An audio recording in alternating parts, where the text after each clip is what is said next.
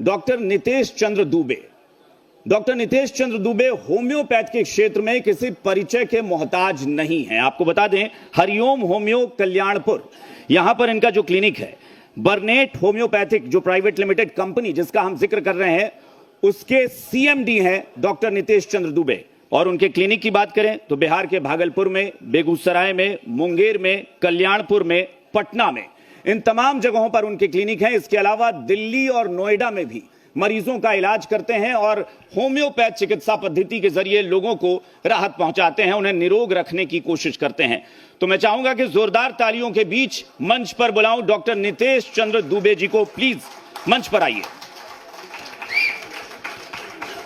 और अगले आधे घंटे तक हम चर्चा करेंगे, कुछ जानेंगे और बेसिक सवाल पूछेंगे। वो सवाल जो मुझे लगता है कि आम लोग जानना चाहते हैं, या आम लोगों के मन में जो सवाल उठते रहते हैं होम्योपैथ को लेकर कि आखिर ये होम्योपैथ है क्या, और इसको लेकर इतने इफ बट या इतने सारे विवाद वाली बातें होती हैं कि एक लगता है कि दूसरी जो पद्धतियां हैं उससे एक टकराव की स्थिति बनती है। ये क्यों बनती है? क्या वाकई ऐसी कोई साजिश जो होम्योपैथ को रोकने की कोशिश करती है? इस पर भी बात करेंगे। तो मैं चाहूंगा कि डॉक्टर नितेश चंद्र जी आप आइए और आपके साथ बैठकर हम लोग बात करते हैं। आइए।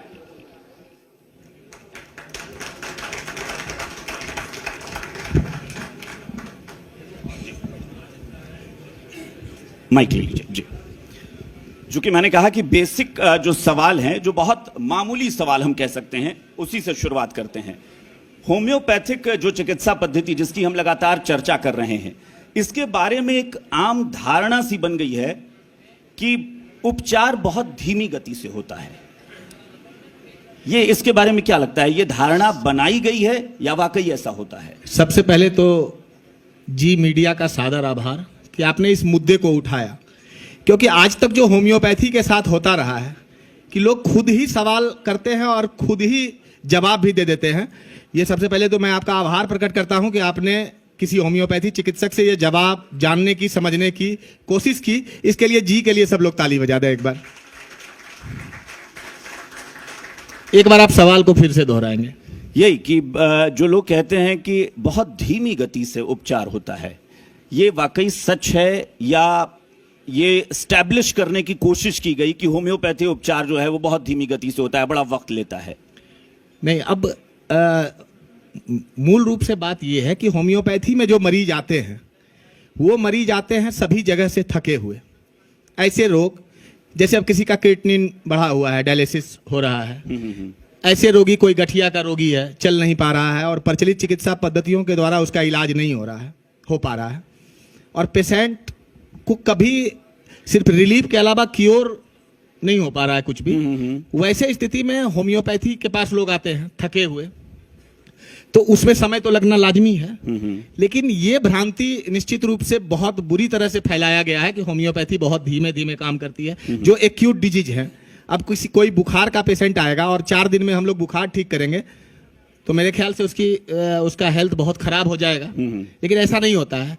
15 मिनट में भी दवाइयां काम करती हैं अगर दवा का चुनाव सही ढंग से हो। इतनी तेजी से होम्योपैथी दवाइयां काम करती हैं कि आप उसको अंदाज नहीं लगा सकते। एक यहाँ पर अभी इनकम टैक्स कमिश्नर हैं अमनप्रीत जी। जी। यह इन्हीं का वाकया, इनके भाई का कोविड के समय में आपके सामने में है, और मैं एविडेंस के साथ बात करता हूँ होम्योपैथी में। इनके भाई का हॉस्पिटल में थे और 30 लीटर ऑक्सीजन डेली चढ़ रहा था। किसी ने बताया इनको कि होम्योपैथी में दिखाना चाहिए जी। तो मरता क्या नहीं करता, वैसे स्थिति में ये होम्योपैथी की तरफ आए और होम्योपैथी का जादुई असर ऐसा हुआ कि 1 सप्ताह में मरीज खड़ा हो गया और उसके बाद से ऑक्सीजन भी नहीं चढ़ा, और लंग्स जो पंचर था, 85% डैमेज था, उसका एक्सरे भी नॉर्मल एक्सरे आया आपके सामने है। ऐसा होता है, यानी बहुत बहुत तत्परता से भी बहुत तेज गति में भी होता है। ऐसा ही होता है, लेकिन एक मीडिया का एक तंत्र, तमाम चिकित्सकों का एक वर्ग और जो ग्लैमर की दुनिया है उसके द्वारा ऐसा प्रचारित किया गया कि होम्योपैथी की जो अच्छाइयां हैं उसको हमेशा से दबाया गया और होम्योपैथी के जो कुछ चिकित्सकों की बुराइयां हैं उसको हाईलाइट किया गया। ऐसा एक पूरा तंत्र इस पे काम कर रहा है।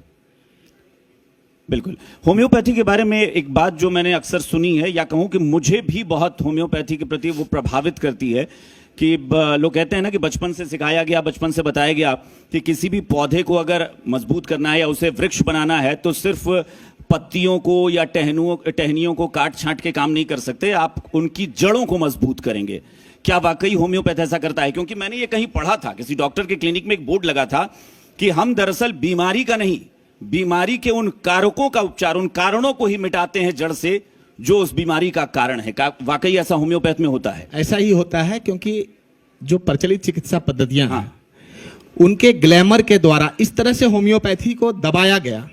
उसके बावजूद अगर होम्योपैथी दुनिया की दूसरी सबसे बड़ी चिकित्सा पद्धति है, और होम्योपैथी के जो डॉक्टर होते हैं, आप समझिए कि होम्योपैथी के डॉक्टर, एक ही डॉक्टर जी, उसको अगला पेशेंट किस बीमारी का आएगा पता नहीं होता है। प्रचलित चिकित्सा पद्धति में किडनी का अलग डॉक्टर होता है, फेफड़े का अलग डॉक्टर होता है, रिमोटोलॉजिस्ट होता है, स्किन का अलग रोग डॉक्टर होता है। लेकिन होम्योपैथी के डॉक्टर को पता नहीं होता है कि अगला पेशेंट मेरे पास किस रोग का आएगा, और उसके बाद भी उसको वो ठीक करते हैं।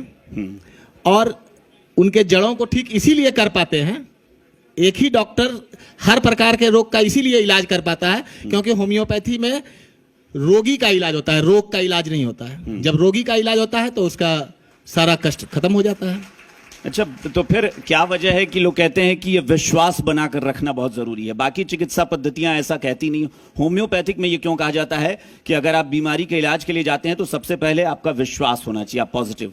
वो इसलिए कहा जाता है क्योंकि भ्रांतियां इतनी हावी है। देखिए, होम्योपैथी के डॉक्टरों के बारे में कहा जाता है कि होम्योपैथी में दवा खाइएगा रोग बढ़ा देगा, ऐसा लोगों को है। जैसे होम्योपैथी का दवा कोई बड़ा डिजीज में अगर खाना चाहता है, हम लोगों के पास भी कई मरीज आते हैं, एक जो तंत्र की मैंने बात की, उसने एक ऐसा माहौल बना दिया है, होम्योपैथी दवा खाइएगा धीरे धीरे काम करेगा, होम्योपैथी दवा खाइएगा बढ़ा देगा। अगर बीपी का पेशेंट को होम्योपैथी का डॉक्टर बढ़ा देता बीपी, तब तो होम्योपैथी डॉक्टर के, हर होम्योपैथी डॉक्टर के घर के बगल में एक एक कब्रिस्तान होता।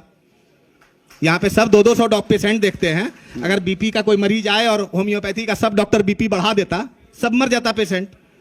कोई बुखार का पेशेंट, सब तो सर्दी खांसी सबका इलाज कराते हैं।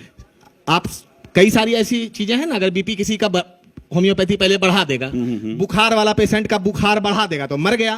तो एक एक कब्रिस्तान हर क्लिनिक के पीछे होना चाहिए। अगर प्रचलित चिकित्सा पद्धतियों द्वारा फैलाया गया भ्रम ये सही है तो ये जरूर होना चाहिए। तो चलिए लगे हाथ फिर ये भी बता दीजिए कि कारण क्या है? बाजारीकरण बहुत ज्यादा मतलब असरदार हो चुका है, या फिर कहें कि प्रभावी हो चुका है, इस वजह से लोगों को लगता है कि होम्योपैथी चिकित्सा पद्धति को किसी भी तरह से पीछे धकेल? आप एक बात को समझिए ना, कि ये अभी आपके मीडिया, अभी जस्ट की बात है कि कोविड जब आया तो प्रचलित चिकित्सा पद्धतियों में भुंजा की तरह दवा को खिलाया गया, जिसको बाद में बहुत सारे एविडेंस आए कि उन दवाओं ने कई मरीजों की जान ली। बिल्कुल, मैं दवाओं का नाम नहीं लेना चाहूंगा आपके लेकिन सब लोग जान रहे हैं। लेकिन होम्योपैथी में एक दवा आई एस्पेडोस्पर्मा क्यू, और उसने लंग्स को ठीक। मीडिया चैनल पर एक डिबेट छिड़ गया कि एस्पेडोस्पर्मा मतलब फर्जी। कोई एक एविडेंस पूरे दुनिया का कोई रिसर्चर बता दे कि एस्पेडोस्पर्मा से किसी एक शख्स की जान गई हो तो मैं डॉक्टरी छोड़ दूंगा।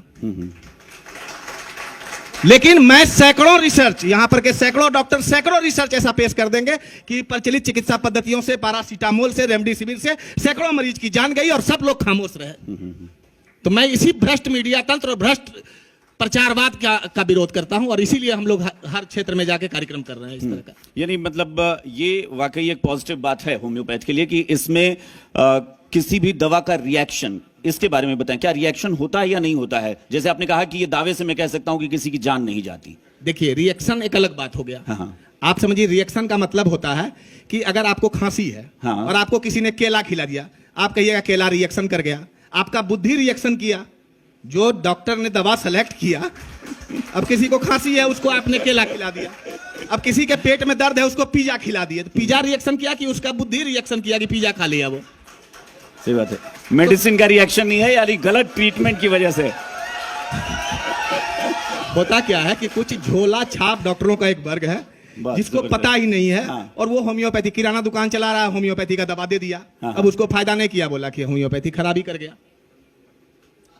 एक अच्छा, कोई भी चिकित्सा पद्धति अच्छी होती है। आप, मैंने पहले भी आपके कार्यक्रम में कहा था कि एक अच्छा जो बढ़ई होता है, आप जब अच्छे बढ़ई को खराब लकड़ी दे देंगे, वो उसका भी बहुत सुंदर फर्नीचर बना देगा। कई टेंट हाउस में देखते होंगे चमकता हुआ फर्नीचर है, क्योंकि उसका बढ़ई बहुत अच्छा है।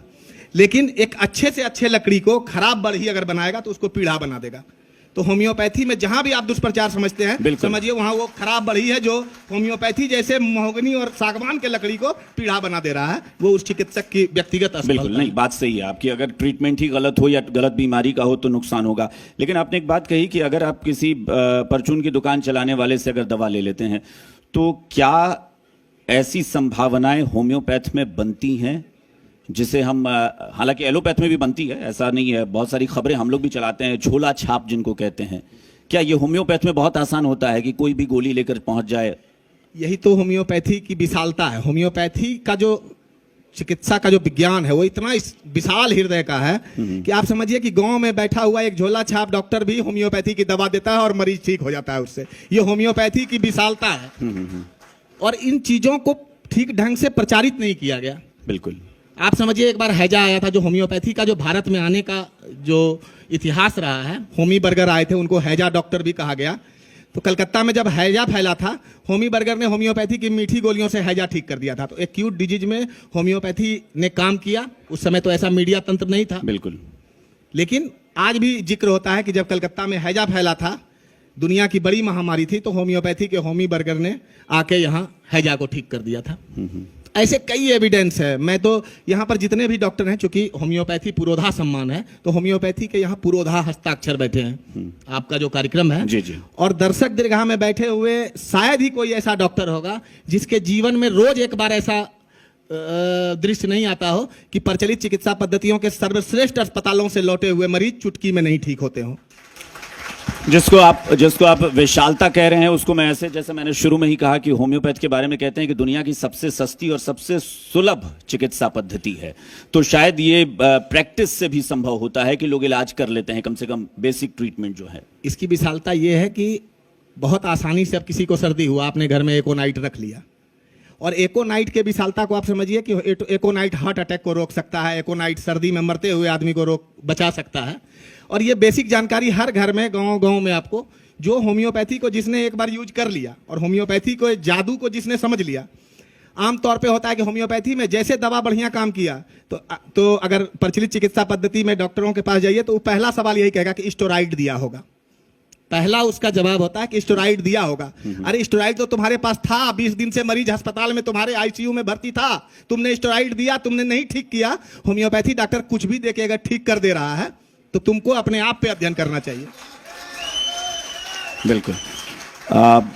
एक और मैं चाहता हूं कि इस कार्यक्रम के जरिए लोगों की जो भी भ्रांतियां हैं या जो धारणाएं बनी हैं वो दूर हों, और ये जरूरी भी है। एक परहेज जो कहते हैं कि होम्योपैथ के जरिए अगर आप मेडिसिन लेते हैं या उससे अपनी चिकित्सा इलाज कराते हैं तो फिर उसमें आपको बहुत सारे परहेज करने पड़ते हैं। मैंने अपने चिकित्सकीय जीवन में ये महसूस किया है कि कभी भी दवा के लिए कोई परहेज नहीं होता, रोग के लिए परहेज होता है। अगर किसी को सर्दी है और होम्योपैथी के डॉक्टर ने आइसक्रीम मना कर दिया तो कौन सा गुनाह कर दिया। ये बाजारवाद में एक आडंबर फैलाया गया कि होम्योपैथी डॉक्टर बहुत सारा परहेज बताता है। आप पेट के लिए गए हैं, आपको मिर्च खाने अगर होम्योपैथी डॉक्टर मना कर दिया तो आपको लगता है कि चूंकि होम्योपैथी विशाल चिकित्सा पद्धति है, यहाँ पर पूरे शरीर का इलाज होता है। कोई अगर पेट दर्द के लिए आया है तो होम्योपैथी का चिकित्सक समझता है कि वो ये ज्यादा मिर्च खा रहा होगा, अब इसको पाइल से ये अदरक खा रहा है। तो यही परहेज होम्योपैथी डॉक्टर जब बताता है तो बाजारवाद का यही आडंबर फिर से प्रचारित करता है कि होम्योपैथी में बहुत परहेज है, इसको खाना बहुत मुश्किल है।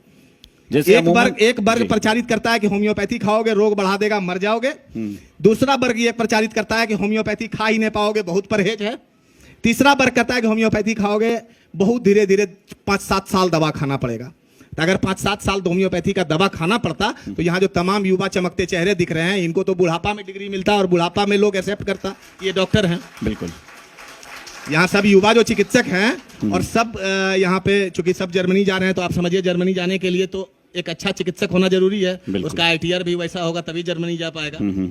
जर्मन सम्मेलन में सब लोग जा रहे हैं, ठीक ठाक कमाता होगा तो पेशेंट ठीक करके ही कमाता होगा। बिल्कुल। तो अगर वो होम्योपैथी बहुत धीरे धीरे काम करती तो ये तमाम चिकित्सक कम से कम 15-20 साल बाद इस कार्यक्रम में आ पाते। ये लेकिन अमूमन जो डॉक्टर्स कहते हैं ना, चूंकि मैं फिर परहेज पे ही उस सवाल पे आ रहा हूँ कि जैसे लोग कहते हैं कि अगर आप होम्योपैथ मेडिसिन ले रहे हैं तो आपको कच्ची प्याज नहीं खानी है, लहसुन नहीं खाना है। इसका कारण ये मैंने भी सुना है, कई डॉक्टर्स ये कहते हैं। जैसे होम्योपैथी में प्याज से बना हुआ दवा है, हाँ, एलियम सीपा। अब एलियम सीपा जब डॉक्टर देगा तो वो चाहता है कि रोग ही रोग का इलाज करता है। होम्योपैथी का ऐसा मानना है कि जिस चीज से आप रोगी हुए हैं, तो जब अगर उधर से एलियम सीपा की अर्क आपको दी जा रही है और उस समय आप प्याज खाएंगे तो दिक्कत है। तो एक पथ परहेज का एक बनाया गया कि इन दवाओं को इन चीजों से रिएक्ट कर सकता है, क्योंकि होम्योपैथी में दवाओं की बहुत सूक्ष्म मात्रा होती है और ये इम्यून सिस्टम को बूस्ट करता है। तो अगर किसी को प्याज से बनी दवा दी गई और ऊपर से उसने प्याज खा लिया तो उस दवाओं के असर को कम करता है। लेकिन ऐसा नहीं है कि कोई भी दवा होम्योपैथी का खाए तो प्याज नहीं खाएगा, कोई भी दवा नहीं है तो लहसुन नहीं खाए। ये एक भ्रांति है। मेडिसिन के लिए ऐसा होता है। वो अलग अलग मेडिसिन के लिए, थूजा कोई ले रहा है तो चाय नहीं पीना चाहिए, वो एक लिस्ट है। और जो अध्ययन नहीं करता है वही ये सब बात करेगा। डॉक्टर में भी जो अध्ययन करता है, अब क्या है कि जैसे अध्ययन की कमी और जो पढ़ाई में जो कम मेहनत वाले लोग हैं, तो उनका कभी कभी आप चिट्ठा देखेंगे तो उसमें नरसिम्हा अवतार जैसा वरदान लिखा रहेगा कि धूप में नहीं जाना है, ठंडा में नहीं निकलना है, नमी से बचाना है, बाल सूखा नहीं रखना है। तो जब आप उसको पढ़ेंगे तो लगेगा कि नरसिम्हा अवतार में जो वरदान हिरण्यकश्यप मांगा था वो भी मिस कर गया था। इसको पढ़ के लेता तो मरता नहीं बेचारा। ऐसा भी कई डॉक्टरों का है, लेकिन वो अल्प ज्ञानी डॉक्टर हैं। जिनको ज्ञान अल्प है तो वो लोग सोचता है कि कितना प्याज लहसुन बताएंगे, सबको एक ही बार में लिख दिए प्याज लहसुन चाय सब कुछ मत पियो तुम। यानी मतलब ये भी एक एस्टैब्लिश किया गया, क्योंकि बहुत सारी मुझे लगता है एलोपैथ या बाकी अन्य जो भी चिकित्सा पद्धतियां हैं उसमें भी बहुत सारे परहेज होते हैं, लेकिन होम्योपैथ को ज्यादा हाइप दे दिया गया। ऐसा लगता है आपको लगता है ना कि जानबूझ के उसको बढ़ा चढ़ा कर? नहीं, इसके तो एविडेंस है। एक आर्सेनिक एल्ब ने पूरे कोरोना के दुनिया को बदल दिया। मैंने 2 लाख बोतल आर्सेनिक की बांटी और मैं गर्व के साथ बता रहा हूं, और आप आश्चर्य के साथ इस बात को सुनिए कि जहां जहां मैंने 2 लाख फाइल बंटवाया था, एक भी व्यक्ति कोविड में नहीं मरा, सिंगल व्यक्ति कोविड में नहीं मरा। मैंने 2 लाख बोतल आर्सेनिक एल्ब कंपनी की तरफ से फ्री में वितरण किया था। और एविडेंस है मेरे पास। कुछ लोग हॉस्पिटल बीमार पड़े लेकिन उनको हॉस्पिटल जाने की जरूरत नहीं पड़ी, लेकिन इन चीजों को दबाया गया। क्योंकि अगर इन चीजों को बताया गया तो 10 रुपया का आर्सेनिक एल्ब अगर ठीक कर देगा तो कैसे फिर ये 10,000 करोड़ का अस्पताल चलेगा। ये बाजारवाद का एक, मुझे लगता है कि आप जितनी दिलचस्प बातें करते हैं, आपकी बातें सुनकर मुझे लगता है कई लोग एलोपैथ छोड़ के बाकी पद्धति छोड़ के होम्योपैथ से जुड़ जाएंगे कि भाई तो जब इतनी अच्छी बातें करते हैं तो आप तो लोगों को हंसा कर ही इलाज करा दें आधे से ज्यादा। खैर, मैं उस पर आता हूं जो अब एक साइंस की बात होती है, या फिर हो सकता है ये भी कि जैसे जैसे साइंस डेवलप हुआ, जैसे जैसे वैज्ञानिक पद्धतियां आगे बढ़ती गई, लोगों को लगा कि होम्योपैथ का कोई साइंटिफिक कनेक्शन नहीं है। लोग कहते हैं कि इस ट्रीटमेंट का साइंस से कोई लेना देना नहीं। अब ये समस्या ये ट्रीटमेंट का नहीं है, समस्या साइंस का है। फिर यहाँ पे कंफ्यूजन है आपको। साइंस की पहुंच ऐसी नहीं हो पाई है कि वो इस आध्यात्मिक चिकित्सा पद्धति को समझ पाए।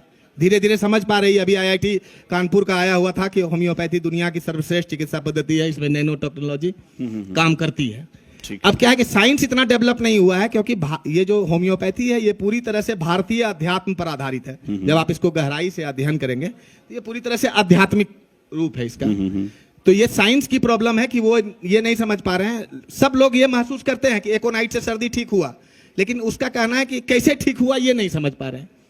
कैसे ठीक हुआ इसकी खोज हो रही है। ठीक हो रहा है ये सब लोग जान रहे हैं और सब लोग मान रहे हैं। भाई मैं पूछ रहा हूं कि फिर आखिर कारण क्या है? वो कौन सी शक्ति है जो भाई साइंस पूरी दुनिया को समझ रहा है तो होम्योपैथ को क्यों नहीं? पूरी दुनिया को कहाँ साइंस समझी जा रही है। अगर पूरी दुनिया को साइंस समझ आ जाती तो आज जो नए नए खोज नासा में हो रहे हैं और कई हमारे जो पौराणिक चीजें हैं जिसको नासा आज एक्सेप्ट कर रही है हजारों साल सैकड़ों साल बाद, तो वैसे जैसे होम्योपैथी में सीधा फॉर्मूला होता है वाइटल फोर्स का, इम्यून सिस्टम का। होम्योपैथी में रोगी का इलाज किया जाता है। अगर आपके सर में दर्द है तब भी वही दवा सर दर्द को आपके ठीक कर देगी, आपके पैर दर्द को भी वही दवा ठीक कर देगी। कई मरीज हम लोगों के पास आते हैं पैर दर्द का इलाज कराने, उनका शुगर ठीक हो जाता है, क्योंकि वो मरीज ठीक हो जाता है इसलिए उसको शुगर उसका ठीक होता है। अब ये हम लोगों की जिम्मेवारी है। आपने बहुत अच्छा सवाल किया कि हम लोग अपने साइंस को ऐसा डेवलप करें कि हम ताल ठोक के ये बता सकें, रिसर्च समिटों में अलग अलग जगह बता सकें कि होम्योपैथी इस तरह से काम करती है। होम्योपैथी काम करती है ये पूरी दुनिया जानती है। लाखों की आबादी इस बात को मानती है। करोड़ों के लोग होम्योपैथी के डॉक्टरों के यहाँ लाइन लगी रहती है। लेकिन होम्योपैथी कैसे काम करती है ये हम लोग जो यहाँ पर होम्योपैथी के चिकित्सक जुटे हैं, ये हम लोगों की अपनी असफलता है कि हम लोगों ने दुनिया को ये बता नहीं पा रहे हैं हम लोग कि होम्योपैथी कैसे काम करती है। लेकिन हम लोग जो तमाम रिसर्च सबमिट कर रहे हैं और होम्योपैथी के जो तमाम संस्थाएं अब इसी पे काम कर रही है कि होम्योपैथी कैसे काम करती है। ये जैसे भगवान की शक्ति, जैसे किसी ने दुर्गा, मैं भगवान का भक्त हूँ, बहुत बार ऐसा होता है तबीयत खराब है, दवा नहीं मिल रहा है, हे भगवान ठीक कर दीजिए, और ठीक हो जाता है। ठीक तो होता है, बिल्कुल। तो भगवान तो अदृश्य शक्ति है। उसी तरह से होम्योपैथी का जो आध्यात्मिक दृष्टिकोण है उसको तो हम लोग समझाने में सफल रहे हैं, लेकिन जो इसका साइंटिफिक पहलू है उसको हम लोग बहुत अच्छे तरह से डिस्क्राइब नहीं कर पाए हैं। वही रीजन है कि जो प्रचलित चिकित्सा पद्धतियां हैं वो हमारे एक वीक पॉइंट पर लगातार प्रहार कर रही हैं। यहाँ पर जितने चिकित्सक हैं, मैं उन सब से वादा चाहूंगा कि हम लोग इस दिशा में काम करें कि हम लोग रिसर्च के साथ बता सके पूरी दुनिया को कि होम्योपैथी दवाइयां ऐसे काम करती है और ये इसके काम करने का तरीका ये है। इसीलिए हम लोग यहाँ बायोलॉजिकल या साइंटिफिक कनेक्शन निकाल कर उसको ले आएंगे। जाहिर तौर पर ये इसका बहुत फायदा भी होगा। और अगर मैं आपसे कुछ वर्षों की बात करूं या कहूं कि पिछली सदी जो 20वीं शताब्दी थी और ये 21वीं शताब्दी चल रही है, कहां पर आप होम्योपैथ को ज्यादा स्ट्रांग मानते हैं? कि पहले जैसे लोग कहते हैं कि पहले होम्योपैथ को ज्यादा लोग पसंद करते थे, या फिर लग रहा है कि ये अब भी उसका सही स्तर ये आया? भी बहुत बड़ी भ्रांति है। कई लोग हमसे मिलते हैं, होम्योपैथी बहुत पुरानी। होम्योपैथी दुनिया की सबसे नई मान्यता प्राप्त चिकित्सा पद्धति है। आपके चैनल के माध्यम से सबको लोगों को बता रहा हूं, आपके दर्शकों को, जी, कि जितनी भी मान्यता प्राप्त चिकित्सा पद्धतियां हैं उसमें होम्योपैथी सबसे नई है, जबकि ये भ्रम फैलाया जाता है कि होम्योपैथी सबसे पुरानी है, जैसे कोई पौराणिक काल की हो कुछ। हाँ, पौराणिक काल का इसका अगर ये बताया तो मैंने कि ये पूरी तरह से भारतीय अध्यात्म है। इसका जो वे है इलाज का वो आध्यात्मिक है, लेकिन जो इसकी खोज है वो तो 100 साल की है। कोई भी जो चिकित्सा पद्धति है वो हजारों साल पुरानी है, सारी चिकित्सा पद्धतियां। बिल्कुल। और हम लोग धीरे धीरे जो होम्योपैथी का भारत में ही ग्रोथ है, लगभग 22-23% ईयरली ग्रोथ है।